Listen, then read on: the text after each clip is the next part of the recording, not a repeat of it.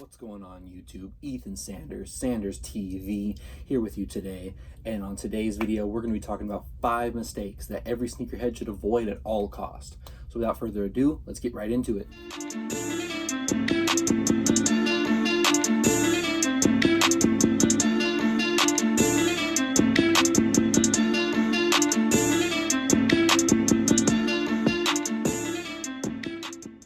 Okay, so to start it off, we're going to be talking about making sure that the style of pants you're wearing matches the style of shoe you're wearing. So this is a pretty common mistake among a lot of people here and there, you know, wearing a pair of Yeezys with some baggy jeans, whole shoe is getting covered, you know, trying to wear those slimmer sneakers like a pair of, let's say, like Air Max 95s, you know, Yeezy 350, 380, you know, those really slim, like almost like athletic running shoe type, you know, like a Ultra Boost, NMD, all those kind of things. You don't want to be caught wearing that with like a big pair of like boot cut jeans, Levi's 501, you know, it's just not going to look right, you know what I mean? Whereas you could pull that off, like that 501 jean, those, maybe even the boot cut jeans with like a Jordan 4, Air Force 1, even a Jordan 1, even though it's a more slim colorway, it's a big colorway, I think, not a colorway, what I'm talking about. Even though it's a slim shoe, it's still a big shoe, like it's a high top shoe. Even the low top ones are shaped kind of like dunks, so even like those dunk shapes, those ones are like more slim shoes, but they work with those baggier pants. But overall, you really don't want to get caught wearing those like running style shoes with big baggy pants. They're going to be like engulfing the whole shoe, eating it up, you know, whatever you want to say, like however you want to put it. You don't want to get caught doing that. So that's number 1. All right, so number 2 kind of goes right along with number 1, and that is matching your style aesthetic to the pair of shoes you're wearing. So like, I'm not going to be caught wearing a pair of like Kyrie's with a pair of denim jeans and a vintage t-shirt or something like that. You know, it's just not going to look right. So I feel like in the streetwear world, there's 2 options when you're like styling shoes and clothes and stuff like that. There is modern and there is vintage.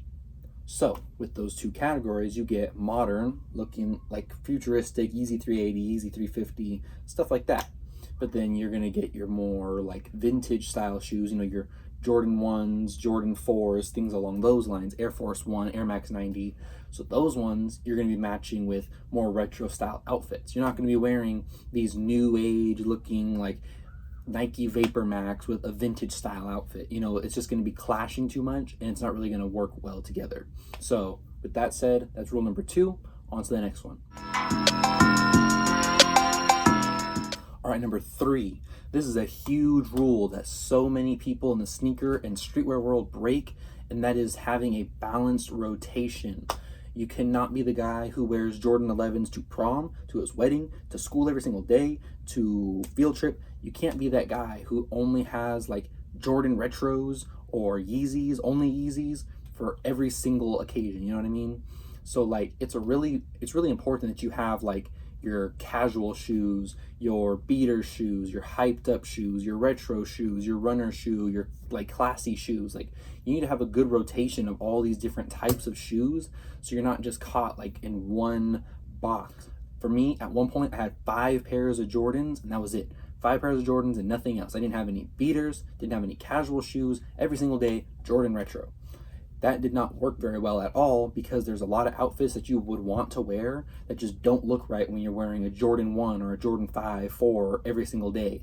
You know what I mean? So you really want to be able to mix in like those Jordans and those Yeezys and then all different types of things like that along those lines. Nike running shoes. You want to have your dress shoes, beater shoes, you know, Air Force 1s, Vans, those kind of things. It's just super casual. So if you're not trying to like dress up and wear something hyped like the movies or go get groceries or something like that, you'll have those shoes to just throw on real quick and you'll be good. So number 3, always make sure you have a good balanced rotation. And with that, we're on to number 4. Let's go. All right, so number 4. Man, this one gets me like, I don't know what it's like just rubs me the wrong way, you know what I mean? And that is, don't mix competing brands. And most notably, don't be the guy wearing the Adidas track pants with like some Jordan 1s or Jordan 4s or vice versa. Some like Jordan sweatpants with a pair of NMDs on. Like, do not be that guy. It is so like, it's like almost like untasteful Like, you can't be having these two big things that are like almost completely different brands in the same outfit. It just doesn't look right. And then that could also go as far as not wearing Supreme and Bape. Because to me, I look at Supreme and it kind of reminds me of like a Nike, and then Bape reminds me of Adidas, which they have collabed before, so it makes sense. Same thing, Supreme and Nike have collabed. Those ones, you know, they kind of fall in order. Now, this isn't saying you have to wear Nike from head to toe, only wear Nike. But you can't put those like two giants together. If you're gonna be wearing like a Champion t-shirt, Air Force Ones, some like Champion or Patagonia, some no-name brand sweatpants, and then whatever, you're good. You're not like trying to clash those two brands. But if I was to show up in like my Jordan 1s and then Adidas track pants, Adidas t-shirt, and like a Nike baseball hat, people would look at me like I was crazy. That's just one of the rules that I feel people break way too often, and it should be known, like, don't wear the competing brands. Like, come on, it's 2021. Things aren't that expensive to be able to wear like coordination, or at least go and find a cheaper brand with no branding on it, so that way it's just a lot more minimal and you're not throwing those three stripes and those checks together. So yeah, with number 4, we're good. I think I got my point across. Let's move on to number 5. Okay, so number 5. This one is so important. That's why I put it at number 5, is the most important one on the list. If you're gonna go and wear competing brands, if you're gonna wear baggy jeans with your Yeezys, if you're gonna be having all Jordan Retros or all Yeezys for your entire wardrobe, if you're gonna be wearing different styles of pants and rocking a retro vintage t-shirt with some brand new Vapor Maxes, do all of those before this. And that is being impatient after a release happens. So with that, if a Yeezy drops tomorrow and I miss out on it, what is most people's first thing they're gonna do? It's going right to StockX, GOAT, Stadium Goods, all those things, trying to buy what, like, they feel that FOMO, that fear of missing out. You know, oh, I missed it. Yes, I just missed it. I have to go find somewhere else to get it. Just wait. 9 times out of 10, on the very rare occasion, the price will end up going up. But most of the time, the price, once everybody gets their pairs and they're all spread out equally, will go down significantly after the first week or 2 of the shoe being out. Don't run and go and get the shoe right then and there just because you have to have it. Just wait.